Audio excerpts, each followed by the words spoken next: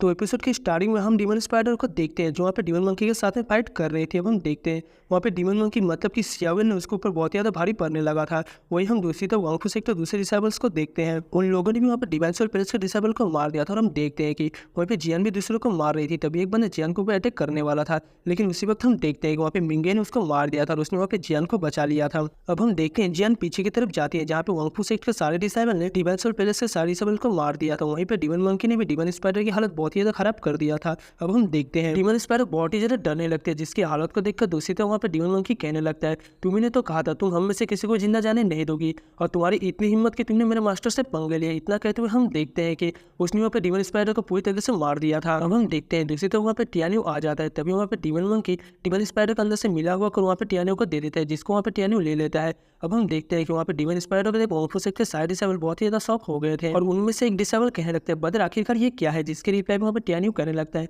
मैं चाहता हूँ कि डीमन मंकी के बारे में किसी को भी पता ना चले और ये सब कुछ यहाँ पे एक सीक्रेटेड है, इसीलिए तुम सबको यहाँ पे ओथ लेना पड़ेगा। अब हम देखते हैं कि टियान्यू की बातों को सुनकर सभी लोग मान गए थे और लोग वहाँ पे ओथ लेने लगते हैं और किसी को भी इसके बारे में नहीं बताएंगे। मतलब कि टियान्यू की सीक्रेट ही रहेगा और अगर उन लोगों ने किसी को भी बताया तो उसी भी उनकी डेथ हो जाएगी, मतलब कि उनके ऊपर थंडर स्ट्राइक होगी। अब हम देखते हैं वहाँ पे टियान्यू कहने लगता है कुछ टाइम के बाद यहाँ पे divine liquid of life produce होगा, इसीलिए उस वक्त हम इसकी लाइफ एसेंस को पूरी तरह से कंज्यूम करके कल्टीवेट कर पाएंगे। अब हम देखते हैं वहाँ पे टियान्यू डीमन मंकी को कहने लगता है, तुम हमें यहाँ पे प्रोटेक्ट कर। अब टियान्यू की बातों से इनको डीमन मंकी मार जाता है। अब हम देखते हैं कि वहाँ पे सभी लोग कल्टीवेट कर रहे थे और उनकी स्ट्रेंथ बढ़ने लगती है, जिनमें से एक लेडी डिसेबल कहने लगते हैं कि मैंने सोचा नहीं था कि इसका लाइफ से इतना ज़्यादा स्ट्रॉन्ग होगा और इसके एसेंस ऑफ लाइफ की वजह से मेरी स्ट्रेंथ बहुत ही ज़्यादा बढ़ चुकी है। अब हम देखते हैं कि वो लेडी कहने लगती है, बट टियान्यू वैसे मैंने सुना था कि ट्री ऑफ लाइफ के डिवाइन लिक्विड ऑफ लाइफ का यूज करने से कोई भी मरा हुआ इंसान पूरी तरह से जिंदा हो सकता है। अब उसकी बातों को सुनकर दूसरी तरफ वहाँ पे टियान्यू खड़ा होते हुए कहने लगता है, ये सब कुछ यहाँ पे नॉनसेंस है, ऐसा कुछ नहीं होता, ये सब कुछ बस एक रूमर्स है। और यहाँ पे सही बात बताया जाता है ट्री ऑफ लाइफ के डिवाइन एसेंस मतलब कि डिवाइन लिक्विड की हेल्प से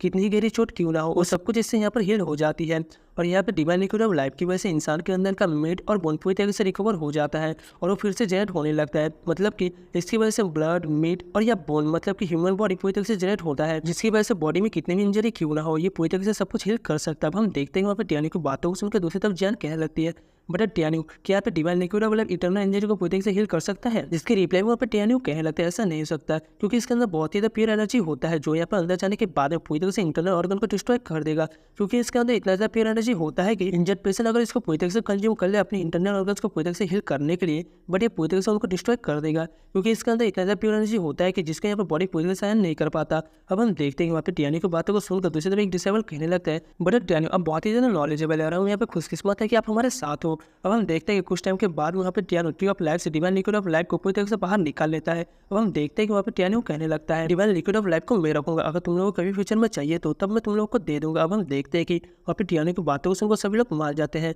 वहाँ पे मिंगी कहने लगता है कि टियान्यू तुम्हारे पास कोई रास्ता है जिसकी वजह से हम पूरी ट्री ऑफ लाइफ यहाँ से ले जा सकें? जिसके रिप्लाई में वहाँ पे टियान्यू कहने लगता है, अभी नहीं, क्योंकि अभी यहाँ पे हमारा वांग फू सेट का जैसा कंडीशन है उसके हिसाब से हम डिवाइन सोल पैलेस और इटर्नल इमोर्टल सेट के साथ में डायरेक्टली फाइट नहीं कर सकते, हमें यहाँ पे प्रॉपर तैयारी करनी होगी। अब हम देखते हैं कि दूसरी तरफ वहाँ पे टियान्यू की बातों को सुनकर एक डिसेबल कहने लगता है, बट आपने ठीक कहा। अब हम देखते हैं कि वहाँ पे टियान्यू ट्री ऑफ लाइफ की तरफ देखते हुए कहने लगता है कि बहुत ही जल्द मैं डिवाइन सोल पैलेस को पूरी तरह से डिस्ट्रॉय कर दूंगा, जिसके बाद में ट्री ऑफ लाइफ तो मेरे हाथों में वापस आ ही जाएगा। अब हम देखते हैं कि वहाँ पे टियान्यू ये सब कुछ सोच ही रहा होता है, तभी वहाँ पर जियान आती है और कहने लगते हैं कि ब्रदर टियान्यू अब हमें यहाँ पर डिवाइन सप्रेसिंग टावर की तरफ जाना चाहिए। अब जियान की बातों को सुनकर वहाँ पे टियान्यू कहने लगता है, तुम सब लोग मेरे यहीं पर वेट करो क्योंकि मुझे जाके अभी इस जगह एक्सप्लोर करना है और यहाँ पे आइसबर्ग ग्लेशियर के सिचुएशन को पूरी तरीके से एनालाइज करना है, आखिरकार यहाँ पे ऐसे हिडन क्या है। अब हम देखते हैं कि वहाँ पे टियान्यू की बातों को सुनकर दूसरी तरफ मिंगे भी कहने लगते हैं, मैं भी तुम्हारे साथ जाऊंगी। अब हम देखते हैं कि उसकी बातों को सुनकर वहाँ पे सियाओ और जियान भी यही कहने लगती है। अब उनको ऐसा बोलता हुआ देख के वहाँ पे टियान्यू कहने लगता है, इन सब की जरूरत नहीं है, तुम लोग यहीं पे रहो, वैसे भी मेरी चिंता मत करो क्योंकि मुझे कुछ नहीं होगा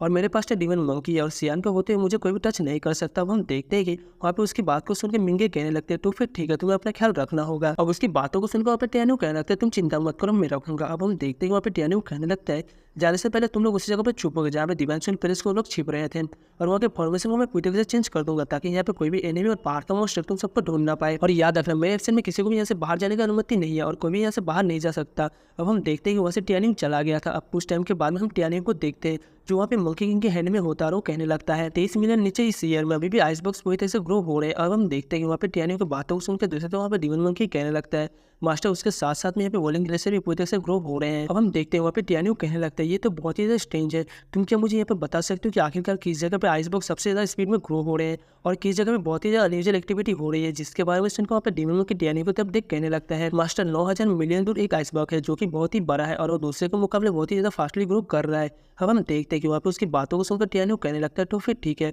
उस तरफ मुझे लेकर चलो। हम देखते हैं कि वहाँ पे डीमन मंकी डैनी को लेकर नॉर्थ की तरफ आइसबर्ग के पास में चला गया था, जिसके टॉप में जाने के लिए डैनी बोलता है, जिसको सुनकर डीमन मंकी चला गया था। और वहाँ पे डैनी कहने लगता है, इसके बाहर से हमें कुछ पता नहीं चलेगा, हमें इसके अंदर जाना होगा। इतना कहते हुए हम देखते हैं कि उसने वहाँ पे आइसबर्ग के माउंटेन के ऊपर के हिस्से को उड़ा दिया था और वहाँ पे उस स्पीड बोट को निकालता है और डीमन मंकी की तरफ देखते हुए कहने लगता है, तुम यहाँ पे मॉन्स्टर अटैक से प्रोटेक्ट करना। अब हम देखते हैं वो दोनों वहाँ से आइसबर्ग माउंटेन के डीप हिस्से में जाने लगे थे और कुछ देर का बाद का सीन देखते हैं जहाँ पे डीमन मंकी कहने लगता है, मास्टर हम यहाँ पे 8 मिलियन से भी ज़्यादा डीप में आ गए हैं और यहाँ पे बहुत ही ज़्यादा कोल्ड है। अब हम देखते हैं कि थोड़ा नीचे जाने के बाद में वो लोग नीचे आ गए थे, जहाँ पे टियानी कहने लगता है, कोई चीज़ हमें नीचे जाने से रोक रहा है, आखिरकार ये क्या है। अब हम देखते हैं कि वहाँ पे उसको देख टियानी उसके ऊपर अटैक कर देता है, बट हम देखते हैं कि उससे वहाँ पे ब्रेक नहीं होता, जिसको देख वहाँ पे टियानी कहने लगती है, ये तो बहुत ही ज़्यादा पावरफुल है। तभी हम देखते हैं कि वहाँ पे डीमन मंकी भी अपनी स्टिक से उस आइस शील्ड के ऊपर अटैक कर देता है, बट हम देखते हैं वहाँ पे उसका स्टिक और पुतिंग से जम गया था, जिसको देख वहाँ पे टियानी कहने लगता है, डीमन मंकी क्या तुम ठीक हो? जिसके रिप्लाई में वो कहने लगता है, मैं ठीक हूँ। और हम देखते हैं कि वो बाहर आ गया था और वहाँ पे डीमन मंकी कहने लगते हैं, मास्टर ये बहुत ज़्यादा पावरफुल है, मेरी जगह अगर यहाँ पे कोई सोलिफाइनिंग का बंदा होता तो कब का यहाँ पर मारा जा चुका होता है। जिसके रिप्लाई में वहाँ पे टियानी कहने लगता है,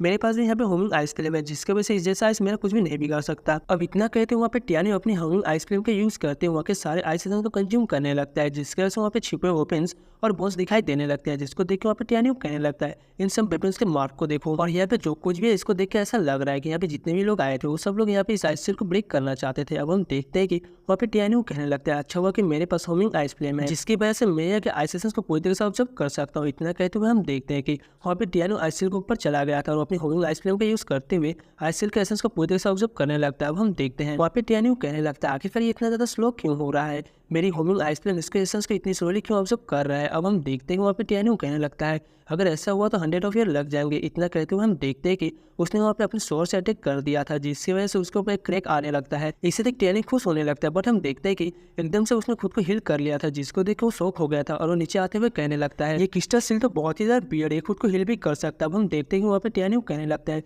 तुम जाके इसके ऊपर स्लैश अटैक करते रहो। अब हम देखते हैं कि वहाँ पर डीमन मंकी बड़ा हो गया था और अपनी स्टिक से आइसबर्ग के ऊपर में अटैक किया जा रहा था। अब हम देखते हैं वहाँ पे क्रैक होने लगता है। कुछ टाइम के बाद में हम देखते हैं वहाँ पे डीमन मंकी रुक गया था, जिसको देख टियानी कहने लगता है, आखिरकार क्या हुआ और तुम क्यों रुक गया। जिसके रिप्लाई में वहाँ पे डीमन मंकी कहने लगता है, मास्टर मैंने इसके बाहर के सील को तो पूरी तरह से ब्रेक कर दिया है, बट इसके इनसाइड में दूसरा बहुत ही ज़्यादा थिकनेस आइस का सील बना हुआ है जो कि इससे बहुत ही ज़्यादा पावरफुल है और उसको मैं ब्रेक नहीं कर पाऊंगा। अब उसकी बातों को सुनकर टियानी कहने लगता है, तो फिर हमें अभी यहाँ से चलना चाहिए, फ्यूचर में जब हमारी स्टैंड बहुत ज़्यादा हो जाएगा तब हम यहाँ पर वापस आएंगे और इसको पूरी तरीके से डिस्ट्रॉय करके इसके अंदर क्या है उसका हम पता लगा लेंगे। इतना कहते हुए हम देखते हैं वहाँ से दोनों जाने लगता है। दूसरी तरफ वहाँ पर डीमन मंकी के अंदर देख रहा था और वो एकदम से शॉक हो गया था और वो कहने लगता है, मास्टर आपको यहाँ आकर इसको देखना चाहिए, इसके अंदर मैडम है, मतलब कि आपकी वाइफ है। जिसको सुनकर वहाँ पे टियानी कहने लगता है, नॉनसेंस बातें करना बंद करो, सेवन यहाँ से जल्दी चलो, वैसे भी मिंगे यहाँ पे कैसे आएगी। जिसका रिप्लाई में वहाँ पे डीमन मंकी कहने लगता है, मिंगे नहीं आपकी वाइफ। अब हम देखते हैं कि इस सीन को देखकर वहाँ पे टियानी एकदम से शॉक हो गया था और वो पीछे की तरफ मुड़ता है। तो गाइस ये एपिसोड यहीं पर एंड होता है और क्या टियानी की वाइफ सच में इसके अंदर है, इसके बारे में जानने के लिए आपको नेक्स्ट एपिसोड देखना पड़ेगा। और अगर आप इसका नेक्स्ट एपिसोड देखना चाहते हैं तो वीडियो को लाइक करके चैनल को सब्सक्राइब कर लेना।